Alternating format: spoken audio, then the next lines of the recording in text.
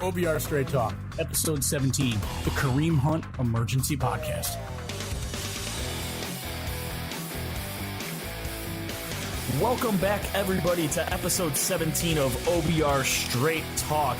And this, we have an emergency podcast edition. I am Bob Evans, he's Scott Kennison, and as all of you out there in Browns land, Brownstown, the land you know about, the Cleveland Browns and general manager John Dorsey have made a very controversial move today. It's something that, for those of you who are subscribers of the OBR, we've been talking about for a few weeks now, especially over in our Rumor Central forum and in one of our subscriber-only articles from Jared Mueller. The rumors of John Dorsey having an extreme interest in Kareem Hunt have come true. The Cleveland Browns, today on Monday, February 11th, have decided to sign Kareem Hunt to a one-year deal worth around $1 million, according to Adam Schefter of ESPN. And the Browns will also retain Hunt's restricted free agency rights for after the 2019 season. So this clearly comes as a shock to everybody. I was on a work call this afternoon, and one of my coworkers came in and whispered to me, "Bob, the Browns just signed Kareem Hunt," and I literally lost all train of thought while I was on a pretty big work call. So thanks for that, bud. But yeah, this is a crazy day, Scott. I mean, we've got a lot to talk about with it. Obviously, I think, as we discussed before the podcast, I think the good way to approach this is to start out talking about initial reaction, then get into how we think it makes, what it means for this Cleveland Browns football team. And then a little bit later, we can get into our own personal feelings about it, because, a signing like this isn't just black and white, right? It's not just, hey, he's a good football player. Then it's done and over with. I mean, you have so many different angles. You have the not one, not two, but three incidents that he has been reported to be part of over the last couple of years. There's so much more than just talking about it from a football standpoint. From a football standpoint, this is as simple as it gets. It's a home run from a football standpoint. You now have the deadliest backfield in the NFL. You have two backs that are running back number one on most of the teams in the league. You have a top 5 running back right now in Kareem Hunt, and you have a future top 5 running back in Nick Chubb. And then you have Darren Sproles 2.0 in Duke Johnson, who is not expendable yet, still in your backfield as your third running back. You've got a really dominant backfield. This is, I'd say it's slightly reminiscent, although you're talking younger guys, to when you had Bo Jackson and Marcus Allen on the Raiders at one point in time, or when you had Larry Johnson and Priest Holmes that year in Kansas City a few years back. You have a very dominant backfield right now. From a football perspective, if you're just evaluating it from that, the Browns just got significantly better. As a matter of fact, the Browns probably just became the team to beat in the AFC North if you have Kareem Hunt healthy for an entire year. And maybe I'm over the top there, but offensively, this team is so much more deadly today than it was 24 hours ago. And I don't think that's deniable. Defensive coordinators are now slightly afraid when they have to game plan for the Cleveland Browns. Because not only does this help you run the ball, Baker Mayfield's not going to be facing very many 6-man fronts anymore. Thanks, Siri, I wasn't talking to you. But you're going to have Baker Mayfield facing a whole lot of stacked boxes at this point. You're going to see 7 men in the box, 8 men in the box a lot of times right now, because you're going to have to stop the Cleveland Browns running game. Haven't said that in a very long time, have you? This is going to make Mack and Biner, the days of the Mack and Biner backfield. I mean, you're never going to say those two names again. It's going to be Hunt and Chubb But now there's an interesting combination of names. Doesn't matter how you say it, Hunt and Chubb, or Chubb and Hunt. It's but it's one of the best backfields in the league. From a football perspective, it's that simple. Now there's questions. What does this do for Duke Johnson? How is Nick Chubb used? And it's going to be an interesting dynamic, but I think we start it right there. When Kareem Hunt is healthy on the field and his suspension is over, he's running back 1, correct? That's a tough question. mainly because, and to go back to something I was talking about in the intro with some of Jared's information that he had relayed to us, and he gave me the go ahead that it was all right to discuss, with the whole audience instead of just our subscribers. In his off season first kind of look at the overall roster, when he mentioned Kareem Hunt and what he was hearing from his sources, he had said that when the signing comes down, that it could be less about getting him a ton of touches, right? Him becoming running back one, and more about proving to people that he can come in, he can do the right things, he can be a changed man or have the opportunity to be a changed man, as John Dorsey said numerous times in today's press conference. And he may just be running back two here in Cleveland. And for good reason. I mean, you're going to be looking at a big suspension, probably. A lot of people are out there speculating 8 games. I think it'll fall somewhere between 4 and 6, probably closer to 6. Still with that, you're talking about 6 weeks of rust that he's going to have to be able to knock off. You're not just going to say, all right, Kareem, you're on suspension for the first 6 games of the season, game 7, week 7. Nick, you're going to start getting 10 carries a game, and Kareem's going to start getting 15, 18, 20 touches.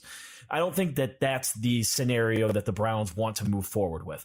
Also, you have a guy who's probably coming in, as Schefter said, $1 million contract, probably some incentives in it, with a restricted free agency the following year. So if I'm looking at it, I cannot look at it any other way than this is still Nick Chubb's backfield.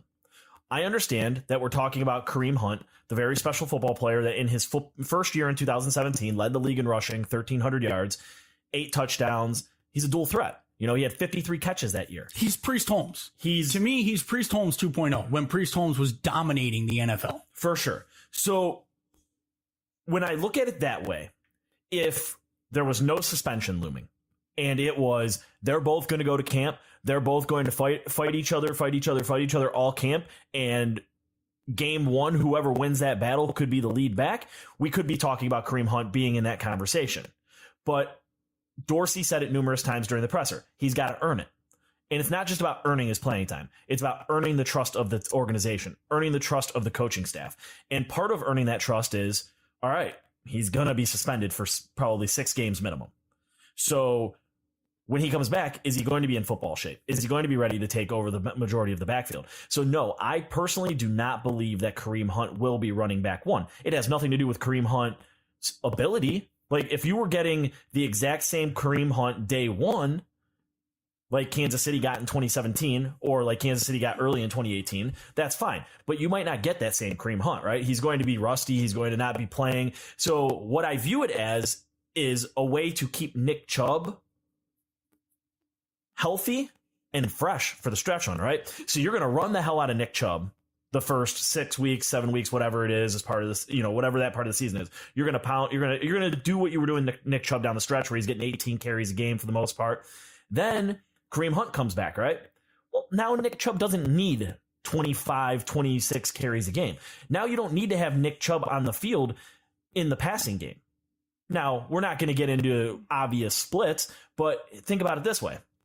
Nick Chubb showed off some adequate work in the receiving game, right? He showed off some good work, had some really good catches. Nick Chubb's not a natural receiver. We knew that when we drafted him. I mean, not because he didn't get used at Georgia, but it just wasn't his thing. And he proved, and he excelled over the season went on, and he got better and better and better. But Kareem Hunt is a proven pass catcher out of the backfield. So now you can take Nick Chubb off the field, you got on your second and third downs, and it's not as obvious of, hey, there's Duke. We're definitely not going to be running the ball, right? You talked about it all year long on this podcast, where when Nick Chubb came off the field after they traded Hyde and Duke was out there, it was like throwing up a big white flag, like, hey guys, we're throwing the ball.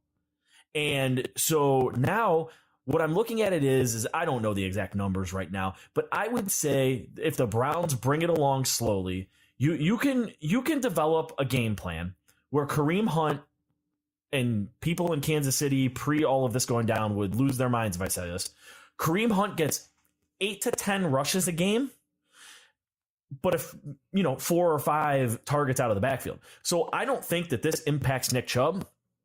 I think and we'll get to it a little bit more, I think the biggest loser in this entire scenario, if everything goes according to plan, Kareem Hunt suspended for 6 or 7 games. You know, he earns it. He earns the trust of the staff. I think the guy that ultimately the back half of the season and moving forward that's impacted by this is Duke Johnson. I agree with you. So let me rephrase what I mean about Kareem Hunt and when he becomes running back 1. I said when he's healthy and he's off suspension. And what I mean by that also, and I didn't clarify, is obviously when the game rust is off.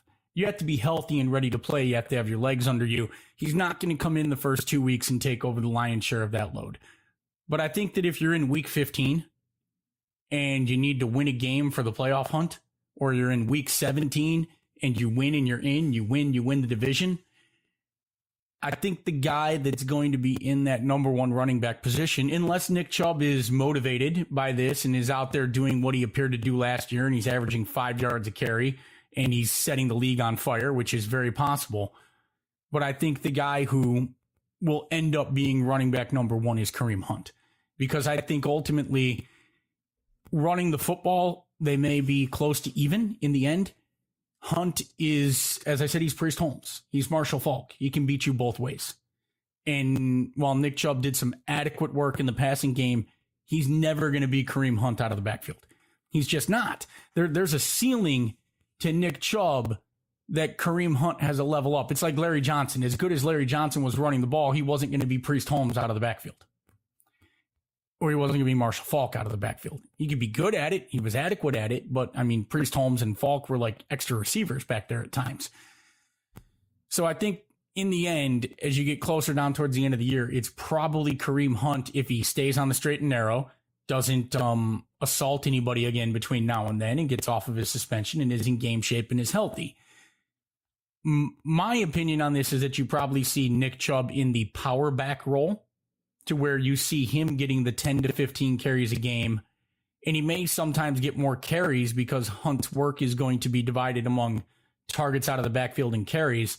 But I think the guy getting more plays as you get towards week 16 and 17, and then if they re-sign him moving forward into 2020 and on, is going to be Kareem Hunt. Now, there's Browns fans who will probably be angry with me about that because, you know, Nick Chubb is the rage in this town. But you have a bona fide top 5, I would argue top 3 back in the league. And Nick Chubb right now is a good back with a lot of potential. There's a difference between the two of them. Now, maybe I'm wrong. It's a great situation to be in right now for the Cleveland Browns, because you've got 2 backs who are very talented, and running back is no longer a position you need to worry about, assuming Kareem Hunt doesn't go Josh Gordon and backslide and continue his destructive behavior moving forward. And you mentioned Duke Johnson. Duke, I'm a good pass-catching running back, and on my best day, I'm above average Johnson, is the guy who's going to lose out here. I've kind of said all year on this podcast that I think Duke Johnson is overrated. I in no way think Duke Johnson is a bad running back. I don't dislike Duke Johnson. I'd like to see Duke Johnson spend his entire career as a Cleveland Brown. The reason I say this stuff and stress this stuff is because a lot of you guys talk about Duke Johnson like he is Marshall Faulk, when he's more Darren Sproles. And I don't see that Duke Johnson is ever really going to go out there and be your bellwether 15 to 20 carry a game back.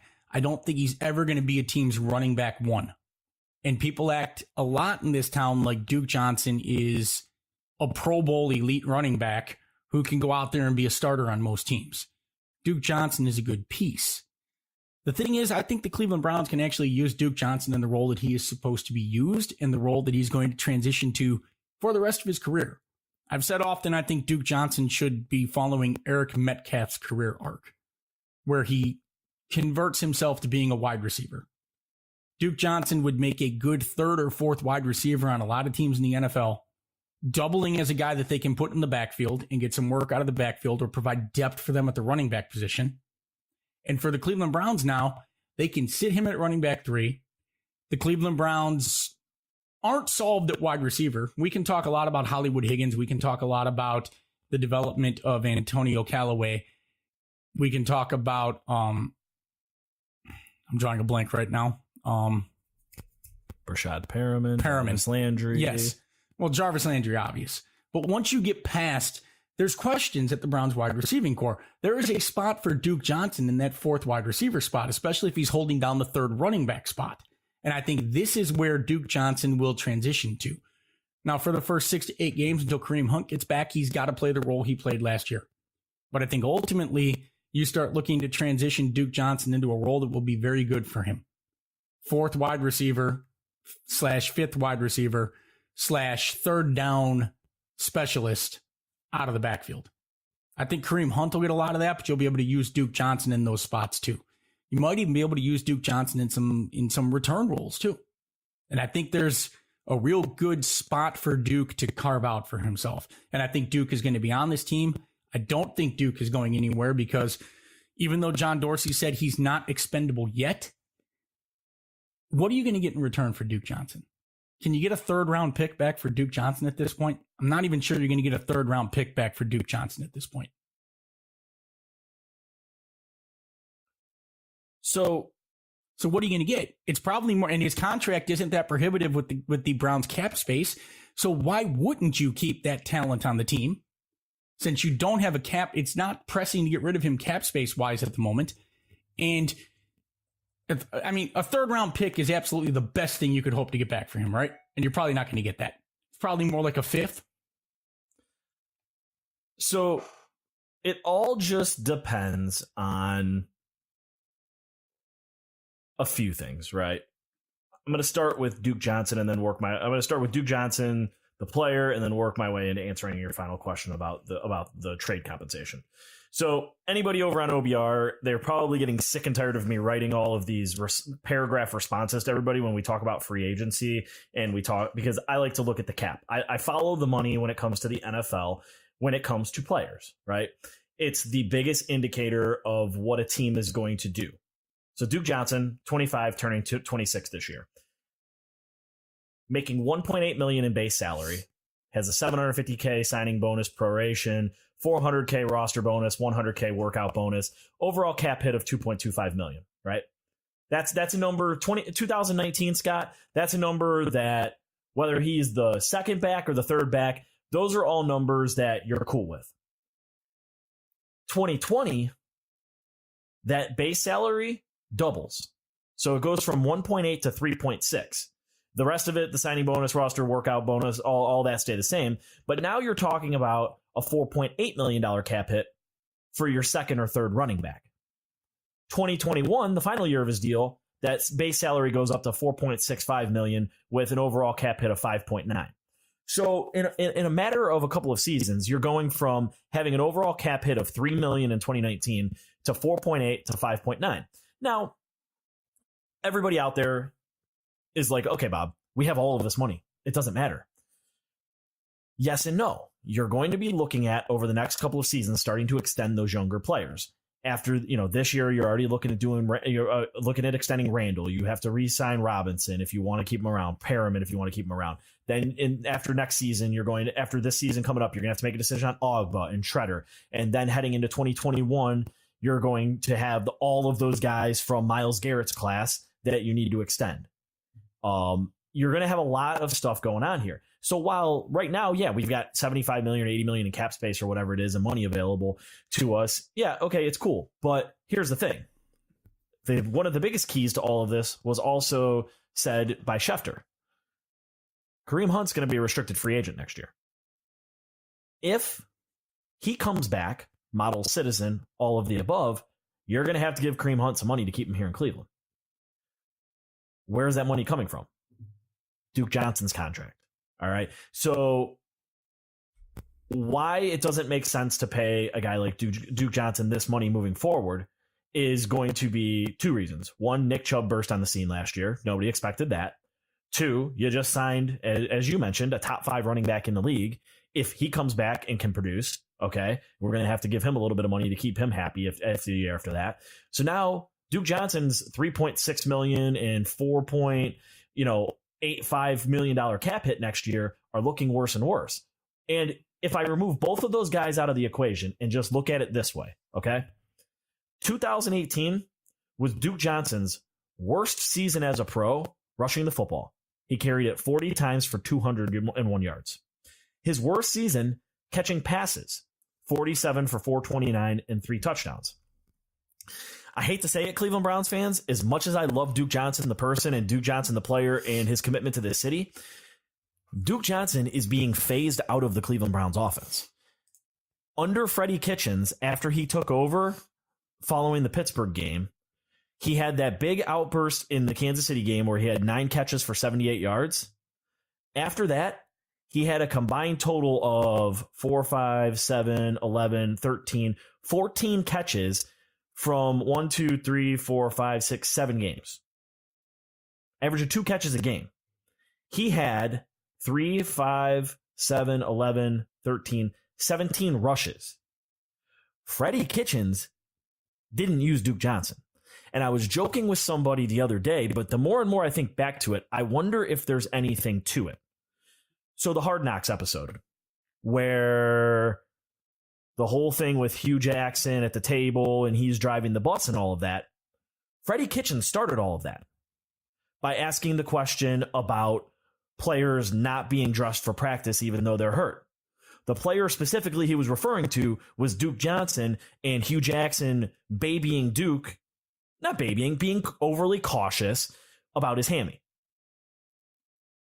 I wonder, and I'm not trying to stir anything, I just wonder if from day one, Freddie Kitchens had kind of like I don't want to even say negative feelings towards Duke, but maybe a bad taste in his mouth because he associated Duke with being Hugh's guy and kind of somebody that Hugh was, coddling a little bit along the way.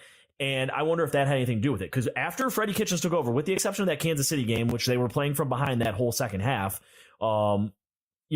that Duke was very not used a ton in 7 games. I don't want to come out and question Duke Johnson's heart or his pain tolerance because I'm not Duke Johnson, but I'm going to come out and question Duke Johnson's pain tolerance and heart. Because he does seem to be a guy who's often coming off the field injured more than other players.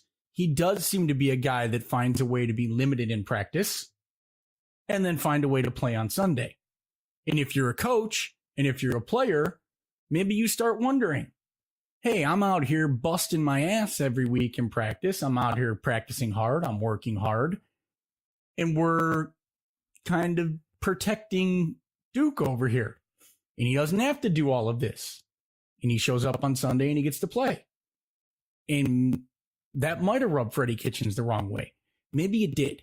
But I think that with Duke Johnson, what it comes down to is you can't rely on the guy to be able to run him out there for heavy volume and heavy work and hold up durability wise. You just can't. And I think that's always going to be the thing with Duke. Talented player, talented guy, but he's never going to be a workhorse.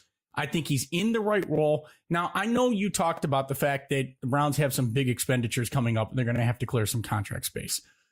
And maybe I'm wrong, but I had thought that a contract in the NFL between $2 and $4 million a year was a pretty affordable contract.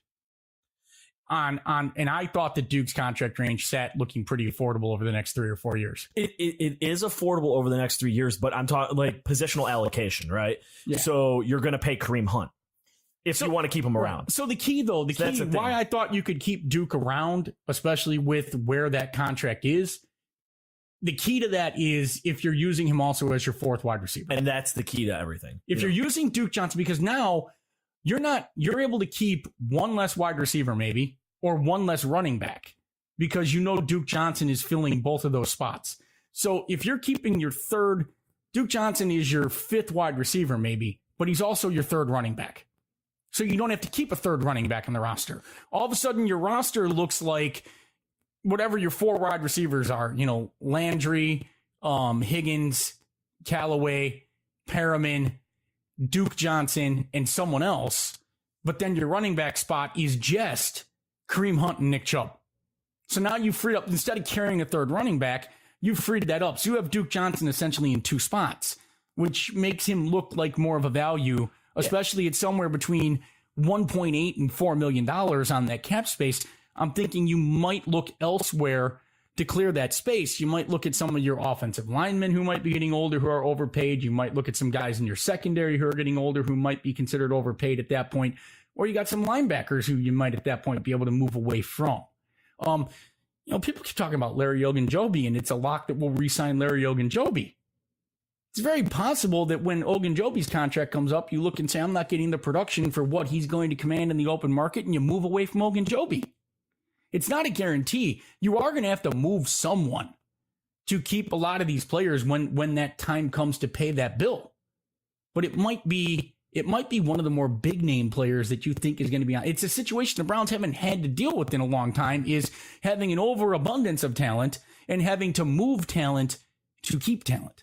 And that's where the Browns are probably headed here in 2021. And it might be a guy like that. Or it might be a guy like Joe Schobert.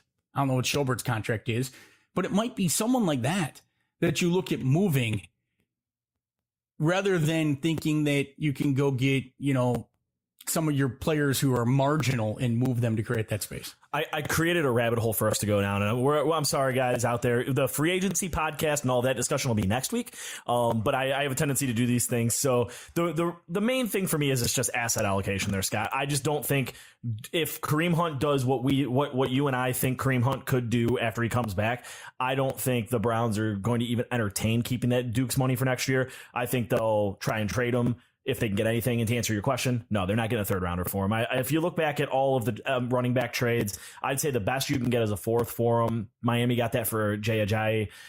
He had the busted up knee.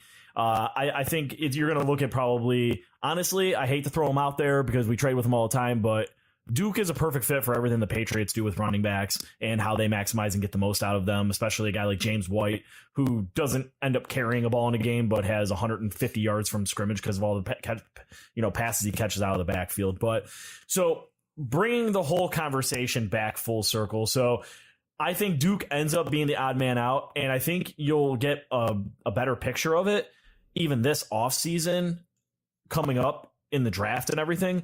If that team in Dorsey looks to takes a running back later in that draft, that's a big red flag that says, we're going to eventually move on from Duke. I think it's also a sign if they continue to look at wide receiver and you don't look at using him. If you don't see them using him more in a wide receiver role early in the season, I think that's a sign that there's not the only way it makes sense to keep Duke is if they do double use him. Yeah.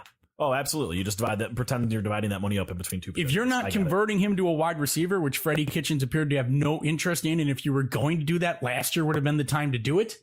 But if you're not going to do that, then I agree with you. Get whatever you can get, and if that is a 5th round pick or a 6th round pick from the Patriots, you do it. So moving on to the more serious nature of the Kareem Hunt conversation, because obviously we both discussed it. From a pure football standpoint, nothing else factored in. You're adding one of the top 5 running backs in the league. But the problem is that we can't just focus on football, Scott. We have to look at everything. We have domestic violence or domestic abuse, whichever it's called. I know somebody said that if you're not in a you're not living with somebody, I don't think it's called domestic violence. I'm not a lawyer. I don't know the exact terms. I think we're calling it. I think we're looping any assault of a man to a woman and domestic violence. Fine. But if it's just a hookup, is it domestic violence or is it just a man assaulting a woman? So whatever the true legal term for it is, Kareem Hunt, the man, hit that woman on video repeatedly. Pushed her, kicked her, hit her. We've got a video. The video was hidden. The incident was lied about. And then once the video was leaked months later, Kareem Hunt was instantly cut by the Chiefs.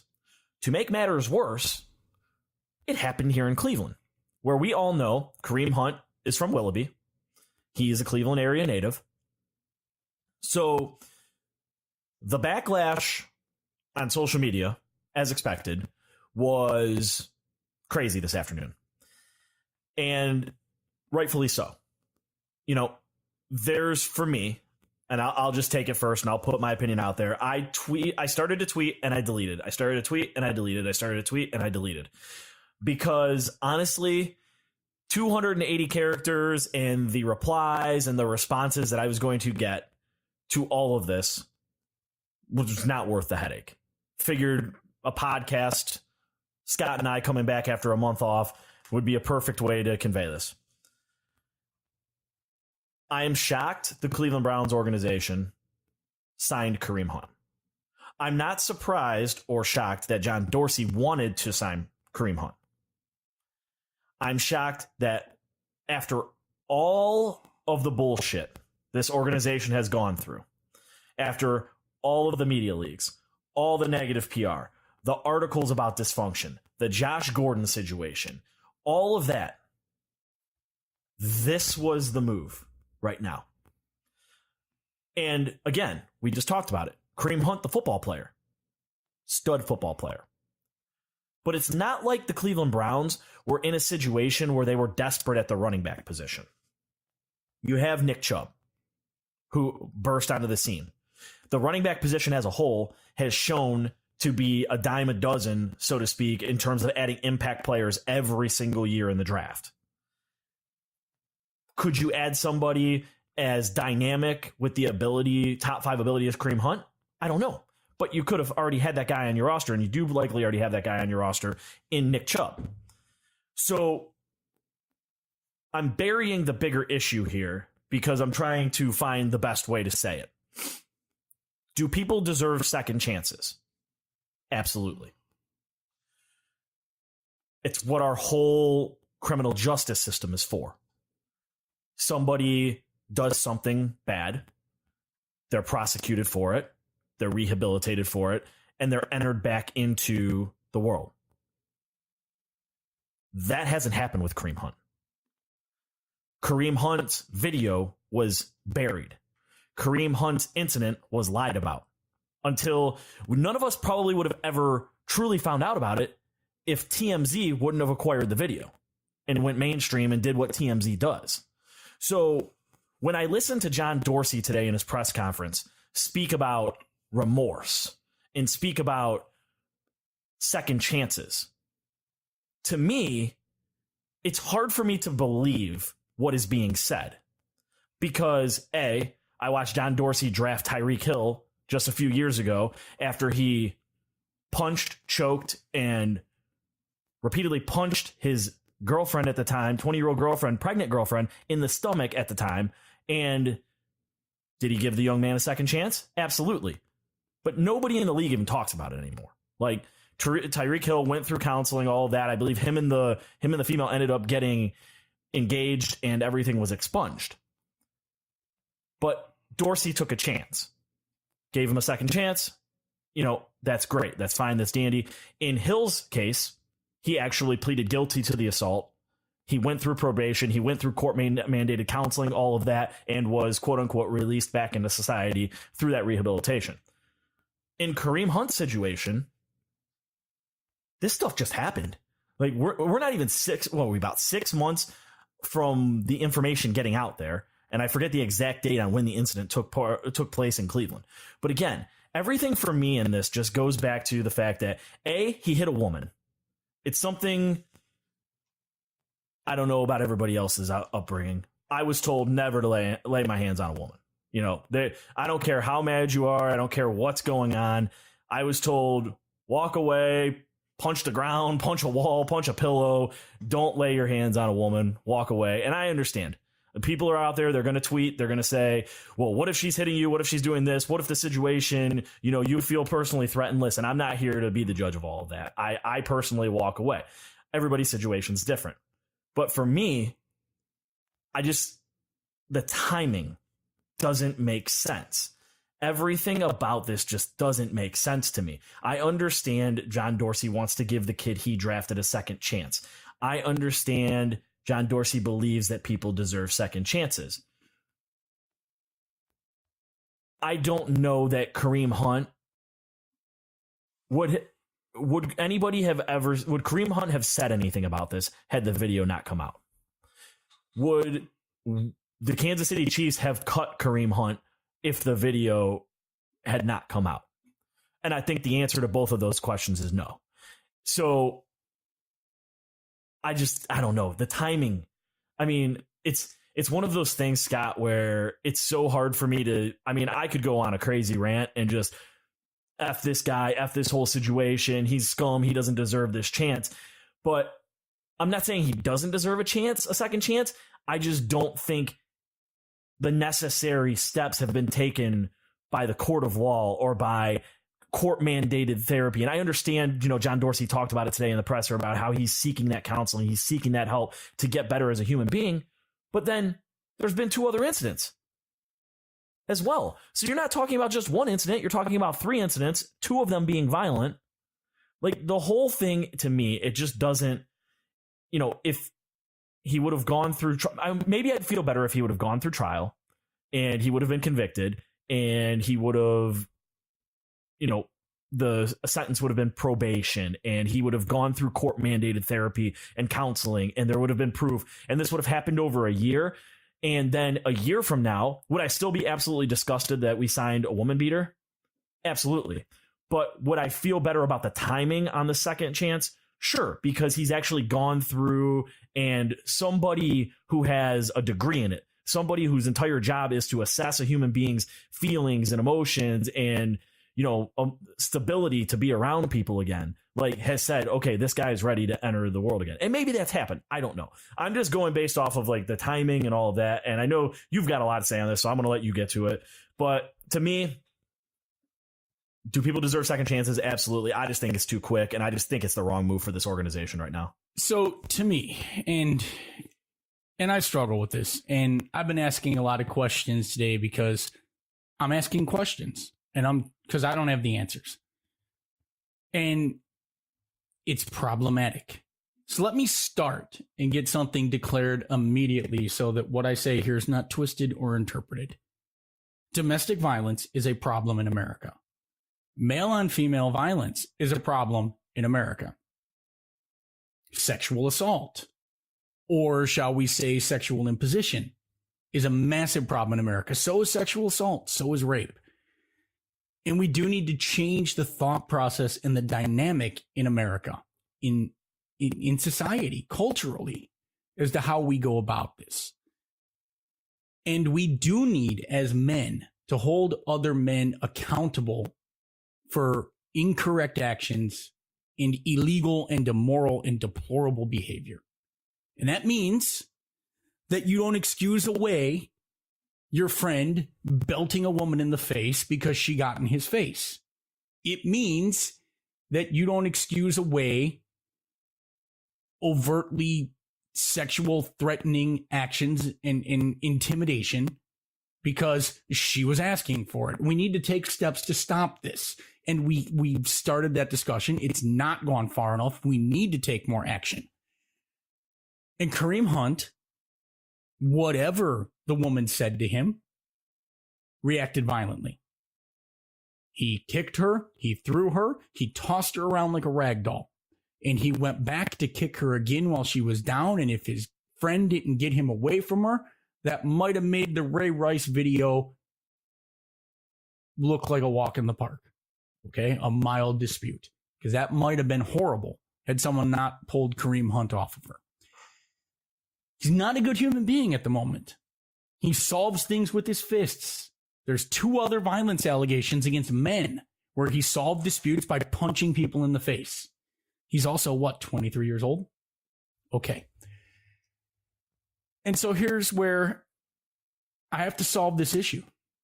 We got a 23-year-old man who hasn't learned how to deal with his anger and his violence yet.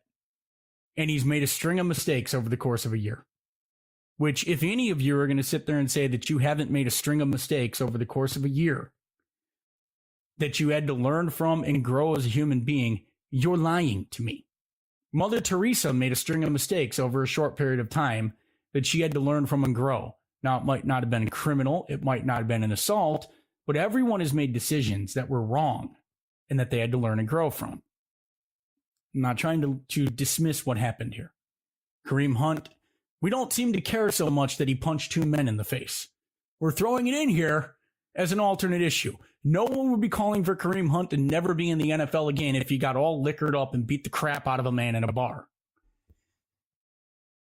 And it is a worse crime to punch a woman in the face. It is a worse crime to kick a woman and to throw a woman around like a rag doll. And it's not acceptable. But we've decided to solve this problem in America by shunning from society and excommunicating anyone who does it. And on the surface, that may sound like a good thing. Why would you want to be associated with someone who punches a woman in the face in a dispute? Why would you want to be associated with someone who belts their wife? And I agree with you. I'm not seeking out wife beaters to go be friends with. But here's the problem with this, and it's the only way I can get to this and really explain it. And the thought process going on in my head. You have to take a legalist position on this too in some ways. I would have liked Kareem Hunt to have been tried and convicted, because he would have been convicted for felonious assault for the incident at the 9. And maybe he spends a year on probation, he's got to do community service, and he's got to go to counseling. And we educate the man, and we get him making positive changes in his life. No charges were filed because the victim chose not to file charges. In this case, especially in crimes like this, where the victim often is afraid to file charges because of the repercussions, then maybe the law needs to take it out of the victim's hands and just proceed. Because then Kareem Hunt could have suffered consequences for his actions. But right now, we're talking about taking away a man's right to work in his job who hasn't even been arrested. And so we're outraged. We're outraged that the NFL is only going to suspend the man and that he's only going to have lost the last 8 games of his 2018 paycheck and probably the first 6 games of his 2019 paycheck. And then after being suspended for a year, that he's going to get another chance to go back to work and prove that he can be a functioning member of society. And we're outraged about it. But maybe we should be more outraged at the failure of a justice system and a legal system that let this man not suffer any repercussions. Because it is the role of the justice system, and it is the role of our government to decide what penalties someone is supposed to pay for criminal actions. And once you pay those penalties and you're released back into society, you're supposed to be able to reintegrate into society and have all the rights that any other free person does. And this is where we're setting a precedent in society that who you are today is not as important as who you were 5 years ago. And I think if you really stop and think about that, that's dangerous. Because then if you start to say who you are today doesn't matter because all that matters is who you once were, then you take away the incentive to grow and change and get better as a human being. Because ultimately, you can look this one up. The United States has one of the highest reincarceration rates in the world. And the reason the United States has one of the highest reincarceration rates in the world is because it's very nearly impossible to reintegrate to society as an ex-convict. It's hard to get a job. It's hard for people who know that you're an ex-convict to trust you. And it's hard for that person to believe that society is going to accept them back. So where is the motivation for them to fly on the straight and narrow, to play by the rules, to become a productive member of society, and to do the hard work that it takes to rebuild a life? Some people do it. I know people who have personally done it. But for some people, if they don't see and don't believe that they will be reintegrated into society and accepted back into society and forgiven for what they've done and allowed to show that they've learned from that, then there's no motivation to go do it. So I don't know what the answer is here. Do we permanently not let Kareem Hunt play football? Do we make him wait 2 or 3 years before we let him play football? He committed a crime. It's very obvious. He did something that he should have been convicted for, but he wasn't. How long do we tell him he can't work? And I know, what do we do about the victim? And again, I'd say that's a failure of our justice system. That's a failure of our government. We should be providing care for the victim, to help the victim deal with that traumatic event, to help the victim process it and move on from it. But we're not outraged that that's not happening, and we're not looking at placing our outrage in the right place, which is on our justice system, which has failed the victim, and quite frankly, possibly failed Kareem Hunt, because by not paying a consequence for it, is he learning? He paid a consequence in that he was suspended for the last 8 games. He's going to be suspended for the first 6 games. He's not making the money he should be making this year. His career is on life support. So I ask, again, you may say, someone has actually told me that this is a crime that there should be no coming back from.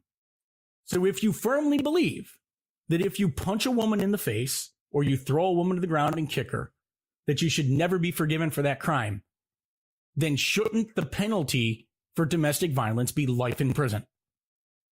Would that make sense? If you firmly believe there's no coming back from it, then it's life in prison. If you don't believe that, then you figure out what the penalty is supposed to be. And once someone serves that penalty, they reintegrate into society with all the rights that anyone else has. I don't know what the answer is here because I'm conflicted. Because I don't want to cheer for Kareem Hunt. I don't like that Kareem Hunt is on my football team. As good a player as he is, as much as he makes the Browns an instant contender to win the division, I don't like that Kareem Hunt is on my football team. Because I think what he did is a piece of garbage action. And I don't think it's the first time. I know it's not the first time. And I'm skeptical that it's going to be the last time. And I don't see that there's been any real soul searching on his part to become a better man. But I also don't know if the right place to put the responsibility of punishing people for their transgressions is on their employer. I think we have a justice system for that. And I think if you want to be outraged for something, you should be outraged at the failure of our justice system to arrest him and make sure he paid a penalty for this. And I think that is where my whole issue with this comes back to timing, right? Like, he hasn't been punished. He hasn't been convicted of anything.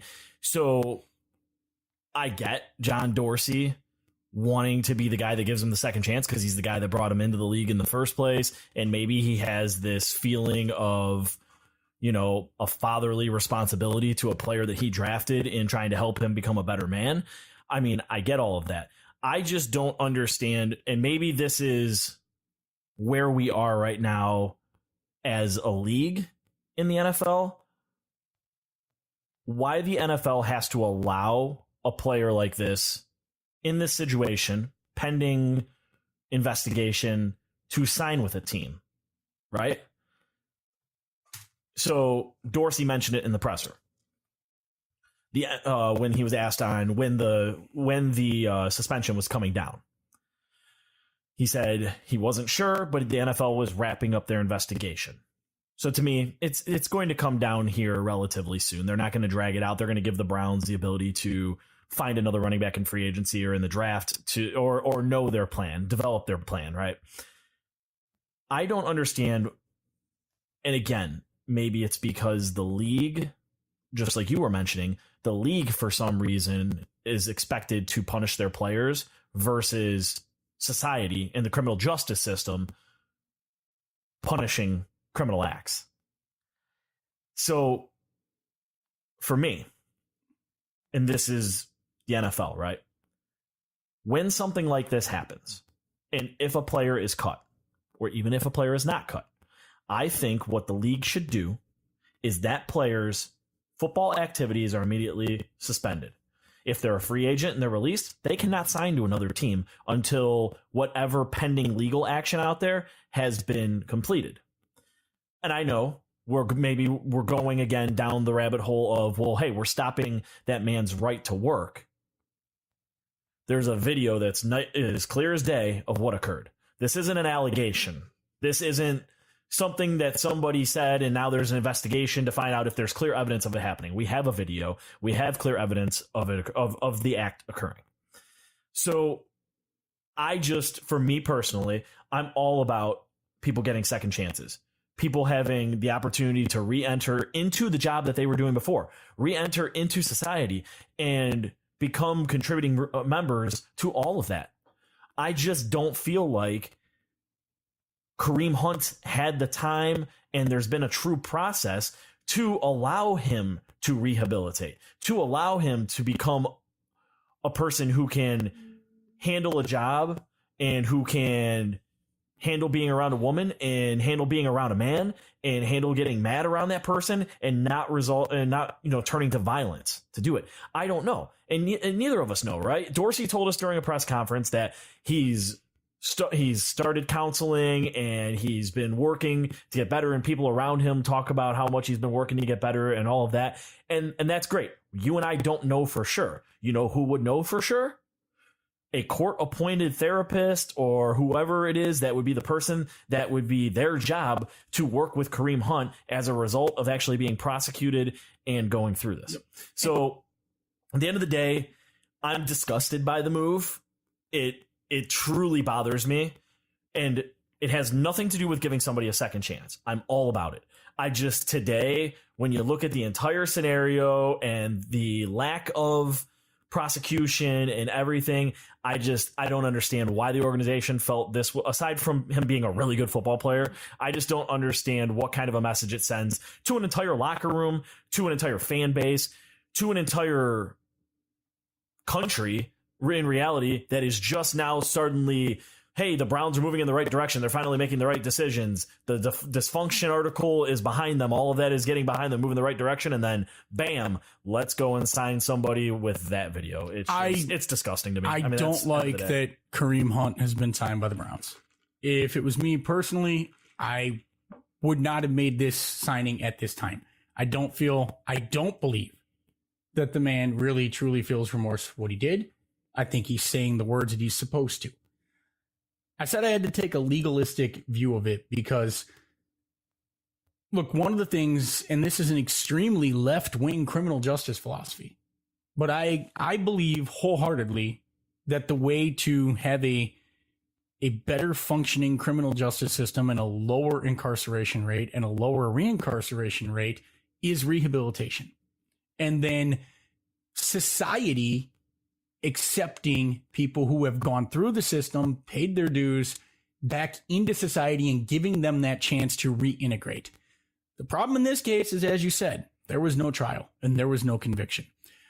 So on a legalistic view of it, I think you start a terrible precedent if you start to say that who you are today is not as important as who you were before, and that we're not going to judge you today on who you are, and we're going to judge you on what you've done in the past. That's a bad precedent. It's a scary world that I don't ever want to live in. And if you're telling me that's okay, then you better hope that when I kick over your anthill, something bad doesn't scurry out. Because most of all of us, if we flip over enough rocks, are going to find something that we wish the world didn't know about. It might not be throwing a woman around like a rag doll, but if we kick over enough rocks, there's actions we're not proud about in there. Okay? So from a legalistic view, to make society function, we're heading towards this place where we want to shun anyone who's had inappropriate behavior, instead of figuring out how to show them the error of their ways in that behavior and then supportively reintegrate them into society. And now somebody told me, what about the victim? Obviously, there needs to be care for the victim to get them reintegrated into society too. When you sit there and say we're never going to reintegrate the abuser because the victim will never get over it, well, then you're at an eye for an eye and a tooth for a tooth justice. And if you want that, then fine, you say that. And I really can't make any argument against you, because if that's the justice system you want, then, I mean, that comes down to an opinion of which justice system you want to live in. But I don't know if Kareem Hunt's going to be reformed. I think where I come down to it is there has been no conviction. He has said the right things. He has been suspended for half a season, and he'll be suspended for another half of a season. His employer has punished him rather severely. This is not a Ray Rice 3-game suspension. This is a rather severe punishment that he has had to undergo from a financial perspective. You may disagree with me, but it's pretty significant. It's worse than Big Ben got. And it's pretty clear that Big Ben sexually assaulted 2 women, allegedly. And it's worse than that. I don't know if he's going to be reformed. But at this point, with no conviction, I think the man should have the right to have the opportunity to grow as a person. And if you start taking away people's opportunity to learn from their mistakes, grow, and develop, you take away the motivation to do that. And then you've got a problem in society. And I don't want to really be part of a society that says we're never going to feel or believe that someone has the opportunity to become better than they were a year ago, a month ago, a week ago. I want to believe that I can be a better person next week than I was today. And I want to believe that when I am that better person, that people are going to judge me at that point in time, rather than say, you were this shitty person before, so you always are that man. And I may sound like I'm making an overdramatic case for Kareem Hunt, And if he does it again, there's a limit to how many opportunities I will give him. Okay. But in this case, he's a 23-year-old kid. And do any of you want to be judged on who you were at 23 and have your name and your character set in stone for the rest of your life based on a string of terrible, reprehensible, immoral, and heinous decisions that you made at that point in time in your life? Or do you think it's possible that at that age you can learn from those decisions and that there's still enough time ahead to make a positive change in your life? And why would you want to take away that man's motivation to be better? Well, on that note, I think we went a little further on it all, but I think the conversation needed to be had, right? Usually all of you that listen to us, you're used to the football conversation, used to a little bit of the worldview of it. But I think today there's a lot going on with Cleveland Browns fans out there, right? You have people drawing a hard line. I want nothing to do with Kareem Hunt. I think the move is terrible. I think he's a horrible human being. I don't think he deserves another chance. Then you have other people attacking those people because he's a good football player. And listen, everybody out there is, everybody has the right to their own opinion on this situation and on bringing Kareem Hunt. My hope in all of this is that, first and foremost, the woman that he knocked down, he threw around like a rag doll. My hope is that she is able to get the help that she needs. Seconded, agreed. And that she is not impacted in a huge, horrible way from this signing, and that she is able to, build herself back up and be able to function, because there's a lot of women out there, and I will never claim to know what it feels like, that cannot function after something like this happens to them or takes a long time. So first and foremost, as you mentioned before, my concern is toward her. And then second, I hope that Kareem Hunt is sincere. I hope that the Cleveland Browns organization, the NFL, and Kareem Hunt's support system have a real legitimate plan laid out for him in this second chance, for him to become a better person, for him to not resort to violence when his emotions take over or he's in a situation where he deems the only way that he can solve it is with violence. Because as you said, he's getting that second chance. But how many chances does somebody like this get? And third, something needs to happen between the NFL and the criminal justice system. Something needs to occur where when these athletes do things that break the law, they are actually prosecuted to the same standard that any other tax-paying person in this country would be. Well, absolutely. That's the biggest flaw in our justice system. There's two sets of courts. Yes. OJ got away with murder and Michael Jackson got away with what he got away with. And I mean, hey, I'm going to mention this because I really don't think it's relevant, but I think we'd get people going, why didn't you mention Kaepernick? Okay, let's just say this. Kareem Hunt is back in the league because Kareem Hunt's one of the 5 best running backs in the league. And people care less about male violence against women than they do about a black man taking a knee to say that black people are still treated as second-class citizens in America and aren't afforded all the rights and protections of the Constitution. And police, could you please stop shooting us more often than you shoot other people? That offended more people than Kareem Hunt throwing a woman around like a rag doll. But even all that said, if Colin Kaepernick was one of the top 5 quarterbacks in the NFL, Colin Kaepernick would be on a team. Colin Kaepernick was above average on his best day. On his best day, he was one of the 3rd-tier quarterbacks in the league, sitting somewhere between number 18 and 11. That's why he's not in the league. He's a massive liability that half of your fan base, many of them probably sporting a certain red hat, would boycott the team for and be up in arms if he was their quarterback. That's why he's not in the league. I'm not shying away from it. I'm not running away from it. I said it as bluntly as I possibly could. People care more about Colin Kaepernick taking a knee to protest in disparate police use of violent force by race than they do Kareem Hunt kicking a woman in the face after she was on the ground. It's a bigger outrage. And Kareem Hunt is a much more talented football player, so he gets a mulligan. And Bob's looking at me like I might ask you to cut all of that out. No, I hate where our society is at right now, and that's all I have to say there. I can't stand where our society is right now. It's you would. I don't care that Kaepernick is 11 through 18. He deserves to be in this league. When I see guys like Josh Johnson play football, Colin Kaepernick should be in the league. When I see guys like Blaine Gabbert going and throwing a football, he deserves to be in this league. Colin Kaepernick, even if he is just above average, and it'd piss off a fan base. I mean, Eric Reed just got a 3-year contract extension today, and he was one of the original people with Colin Kaepernick to do it. But nobody knows Eric Reed, and everybody knows Colin Kaepernick. Exactly. Colin Kaepernick. And listen, let me just cut off the other argument that someone will say. I know you're not mad at Colin Kaepernick for all the reasons that I said.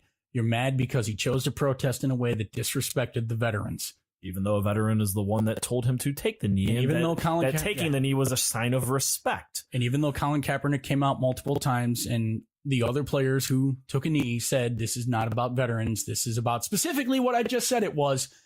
That is your opinion, and you're entitled to that opinion. And I'm entitled to tell you that I think it's wrong. But I digress. We're not going to agree on that. Colin Kaepernick should be in the league. He's talented enough to be in the league. But the actions that he did offended so many people on a level that he will never play football in the NFL again. Period. Never, never, never, never, never. You will never see Colin Kaepernick. You will see Tim Tebow play football in the NFL before Colin Kaepernick. And it is because people are more outraged over what he was protesting because they don't want to believe that what he was protesting is right than what Kareem Hunt did. They are more threatened by what Colin Kaepernick said might be true than by what Kareem Hunt did. Well, I think that's about it for this week's episode of OBR Better be Straight before Talk. we go for another 45 minutes. Yes. Thank you to everybody out there for listening to a little bit different version of this podcast than you're used to. You know, we both have very strong opinions and feelings about this signing of Kareem Hunt and the overall state of our society and the NFL. I know many of you, for me personally, you don't see me really get into politics and these conversations. If you're friends with Scott on Facebook, you see them every single day, or you see his Twitter feed, you see a lot of the political conversations and everything going on. But it's an important issue, I think, for everybody to discuss further, and it's not going to go away. We're going to be discussing this as the entire offseason goes on. It's going to continue.